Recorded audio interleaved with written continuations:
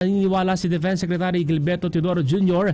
na may mas malawak na plano ng China na sa West Philippine Sea, kabilang po ang pananakit ng isang Chinese Coast Guard officer sa Philippine Navy personnel sa Ayungin Shoal.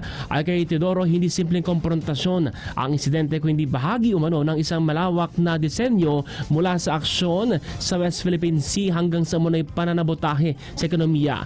Pinuna rin niya ang video na inilabas ng Chinese Embassy na anya ay pinutol at inedit para palitawin na ang panig ng Pilipinas ang nag-provoke ng issue.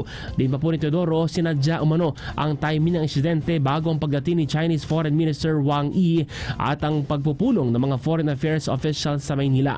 Gayunpaman, bagamat sinusubukan ng China na baguhin ang naratibo, kakaunti lamang ang naniniwala niya rito sa labas ng sarili nitong bansa. Dahil po dito ginit po ni Teodoro ang pangangailangang pabilisin ang pagpapalakas sa kakayahang depensa ng ng Pilipinas at palalimin siyempre ang alyansa sa mga kamping mga bansa at kailanganing punan ang mga kahinaang bunga ng dekada-dekada ng pagpapabaya sa territorial defense na nagbibigay umano sa China ng malaking advantage.